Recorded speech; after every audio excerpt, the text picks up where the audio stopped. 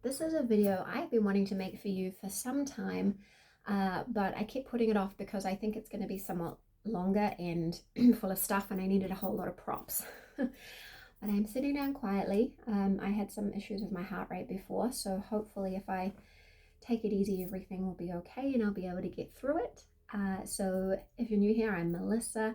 I originally started Melissa versus Fibromyalgia blog, and then we realized that I have many diagnoses, but not fibromyalgia. And I've been sharing my journey for a long time, and I do this because I want you to know you are not alone, and I also want to share anything that helps you in your journey and to see if you can cut it down, because I lost a lot of my life to being very unwell. And lately I have been thinking about hobbies, most specifically hobbies that are accessible and how we can make them accessible, and even more recently how we can be offline, because it is so easy to do a lot of things online, and it's a good way to connect, especially if you're home a lot with your chronic illness and you're unable to go out very much. But I have this calling or this drive to be offline as much as possible. And so I thought it would be wonderful to share some hobbies and talk a bit about how they can be made accessible or more adaptable. I think we should start by saying hobbies are kind of new to me. So I got sick very young, and so because I have been fighting to try and live as normal as I can, I spent a long time thinking I didn't deserve to have hobbies because I can't work full time, I can't do a full load of things, so why should I get to do something fun? But obviously, the flaw in that plan is that we all deserve fun and joy, and we all deserve to make our life fulfilling and wonderful. And there's a lot of, I've collated some hobbies here to talk to you about that don't need too much input energetically, financially, any of that stuff. So without further ado, let's get into the list in no particular order. The first I'll talk to you about is crochet. So I took up crochet at the end of last year, and the funny thing is that I found it quite difficult at first. And so at first I was knitting, but the knitting is very slow and not as dynamic. So I came back to crochet, again and again. And I've made a few things now. I made some bookmarks and things like that. Right now I'm making granny squares so that I can sit there quietly in my chair when I'm having a rest, mostly reclined in my recliner, and I can make one square at a time, and eventually I'll put them together to make a cardigan. So that has been a very fulfilling hobby because I really like making things with my own hands. Like, it just feels very exciting. And we have we have a local, it used to be a $2 shop, but now it's $2.50 shop, inflation. And she keeps a wonderful supply, the owner there, of what we call 8-ply yarn. So I can make 2 of these with one of the balls. So for $2.50 I can make 2 squares, and I got all of my crochet hooks from similar places for similar prices. So you can get started for $10. It does take a lot more. I'm still surprised at how much yarn it takes for a project. So yeah, there's good ways to get started. I've heard of people using, like, we have hospice shops or op shops where especially you can get knitting needles, crochets, all of those things. And I've actually heard of clever people who they have to buy the spindly thing, I don't know what you call it, but they'll buy woolen garments and undo them from a hospice shop and then use that wool in projects, which is a very cool way to reuse and recycle. So yes, and I guess following on from the crochet is the knitting. And now knitting was easier, especially cognitively, for me to figure out, and the muscle memory was faster. But I just felt like it got too complex too quick trying to make anything real. So I made myself a hat. Oh, I should have brought you the hat to show. And you make a big rectangle, and then you sew it together and then sew at the top, and then it becomes a hat. But it was very thick. Because my fingers were getting very sore using the smaller needles, and so to use the larger yarn and the larger needles makes a larger product.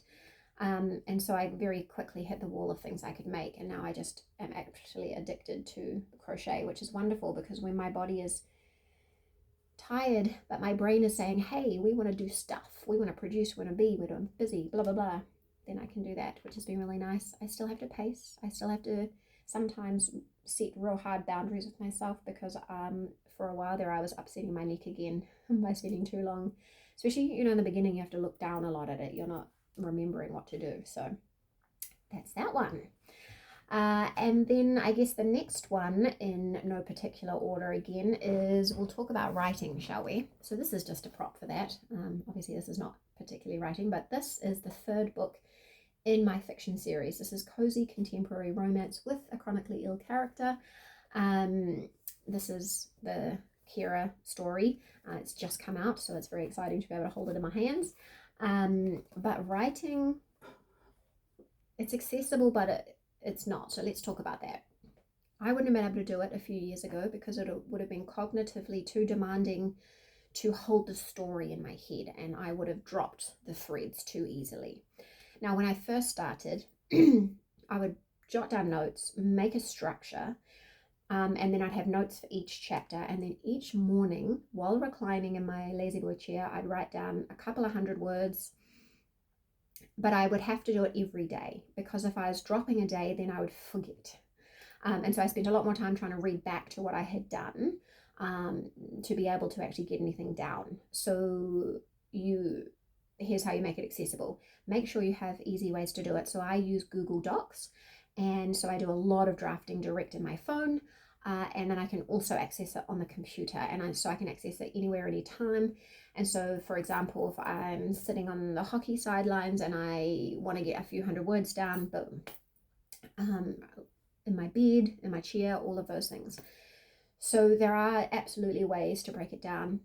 That could be a whole video in itself. So if anybody actually wants to know how I practically and physically wrote fiction stories with chronic illness, let me know and I'll make you a video and I'll break it down how I did it.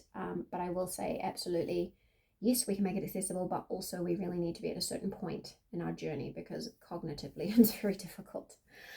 But following on from that is reading. Let's use the same picture, the same prompt. Reading, or my pen name book.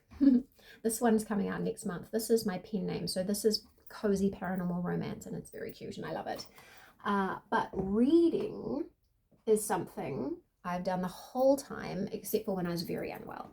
So when I was very unwell, I wasn't physically capable of reading. The only thing I was able to do was listen to audiobooks I already knew very well, like Pride and Prejudice, and I still will go back to that in a flare. But as I got better, then I was reading more and more and more and like reclaiming the lost time. So for a long time, I was reading 100 books a year. I think I read 100 last year too. This year, I've chosen 80 as my like goal on Goodreads.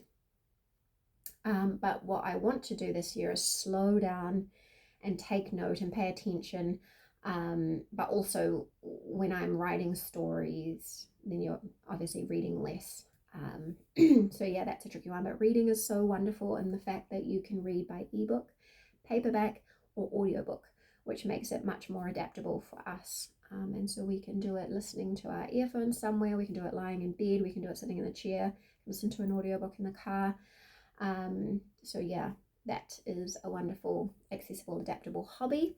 And now this next one spans these two topics. So I've got reading, and then the next topic is journaling, and there's a lot of ways to do the journaling.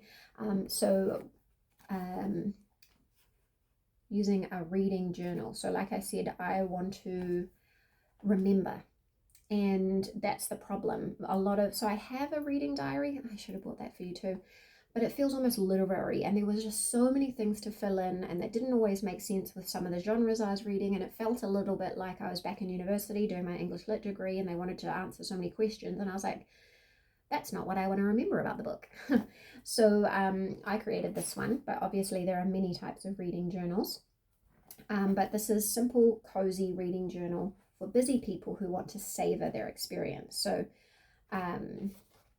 for example, the first page on my one I'll just show you.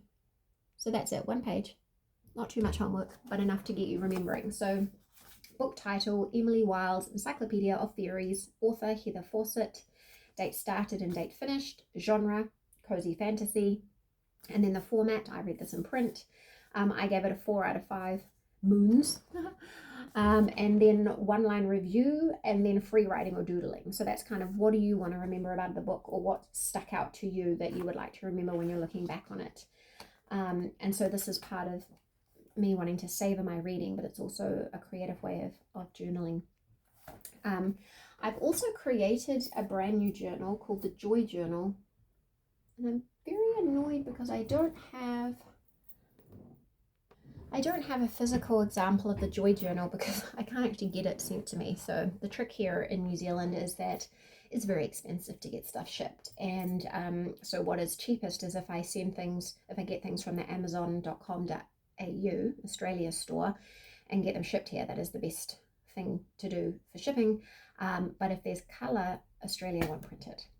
And it's quite expensive. The last time I considered having something from amazon.com, it was like $30 of shipping. So I don't have an example physically, but it's kind of similar to this in design, and it's the Joy Journal, and it is very simple. The concept is that each day you choose the way you want to journal, and I have like a full tutorial on different ways to journal. So it can be like the 1 line a day, my favorite journal. So I have a 1 line a day journal, and I've had it for 5 years, and it's so simple. Each day there's just 5 years with 1 line, and I have filled it in. This is the final year of it, and it's so amazing because I can look back, and sometimes it's simple. It's like, Everett and I took a walk today and he said this cute thing, and I can look back each year going back 5 years, and so I love that. Or it can be your gratitude journal where you write your top 3 things that you're grateful for that day, or it can be like a doodling journal, so you can doodle something interesting about the day. It really is multi-purpose, and so there's those kinds of journals, right? All the different types. And then there's full-on journaling, where you can write in a blank journal and just write everything you can think of. Or there's like a morning pages, which was when you sit down in the morning and you just free write whatever comes out. Or there's a numerous amount of options for journaling. I have a gratitude journal I made a long time ago, which is a very simple premise. 3 things you're grateful for each day, an intention, a reminder, and then notes. And it's just super simple and repeatable. Fun fact, I actually created this because I went to a shop and I saw a little book like this for $30. And it's the same thing with repeatable pages inside. And I was like, well, I can do that. So I did. So that's what that one is, the gratitude journal sitting there. Numerous benefits for these practices. So see if any of it you enjoy and give it a go. The next one is, and again, this can be tricky depending where you are cognitively, but like word puzzles and that kind of thing. So you can do Wordle online. You can get crossword books. Fun fact, I'm not very good at crosswords because it's very hard for me to reach for the words. It's still, even as I'm improving. Okay, I got an embellishment from my child there. But yeah, so you can have crosswords, word finds, all sorts of types, clue words. Actually, when I go, my one treat, well, not my one treat, but when I go flying, for some reason, my little treat is that I get myself a copy of Mind Food magazine, and I love to read the articles, and then I love the puzzles in the back. And so that's what I do to keep myself busy on planes, which I hate. I absolutely hate going on planes. So that keeps me occupied, but that is also good for your brain. Again, very portable. You can take it anywhere and do it. But if you have physical problems where it's quite tricky to like look down and stuff, then you can find apps on the phone to do it. And I guess the last, which is kind of the first thing I experimented with. So art. I am more a word person than a visual person, a skill I keep hitting up against all the time. I wish I was. And so now there are some very, very cool ways to be creative without spending a lot of money or energy. So like one example I had here to show you is, this is a watercolor paint pad. It is literally that small, right? You can see it compared to my hand. I am terrible at this, so I won't be finishing it. Like literally I'm terrible, but if you are any good at that kind of thing, these are so cool. This one was $11.99 New Zealand dollars in my favorite store, Typo. But there's like so many things. You can get these really great coloring books, and then you can choose whether you want to use felt pens or coloring pencils. And even like I've got a tray of watercolor paints, and it just is a tray, and then so you just close it up and put it away when you're done, and so you don't have to take too much space or energy or time for it. And the simplest way is, I wanted to profile this one. This is Colouring Adventure for Spoonies from My Several Worlds. Carrie designed this. So this is an example if you were wanting some ideas of some specific colouring books. But these are great. And you know, you could set it up with a little tray table for your legs in bed, or you can do it in your chair or at a table. And again, you can choose whether you want to do coloured pencils or felts. I use Faber-Castell felts, the normal little felts that you get. I probably don't have. Oh yeah. Because my kids are going to use the same thing as me, so I'm not buying fancy stuff. And so this is one of the things I started with, because what happened was, especially during lockdown, the kids would be losing their minds. And so what I would do is I'd get out a colouring book and sit down quietly and start colouring, and they would slowly come and join me. And the reason this book is pristine is because I have kept it hidden away so the kids can't help me with it. So I have several colouring books, and we can do colouring together, and it's just a fun hobby to share with the kids. Actually, that's one of the cool things about it, actually, and probably why I started doing it first. So those are that's my roundup of accessible hobbies and some tips of how to make it accessible. Put in the comments, please, your favorite hobbies. What is your favorite one to do? What are you wanting to try, but maybe you're curious about how to make it accessible? And then maybe we can give some other people some ideas. If you have any questions or want any more detail about any one of these hobbies, let me know, and I'll put a link of resources in the description box in case you just want some links.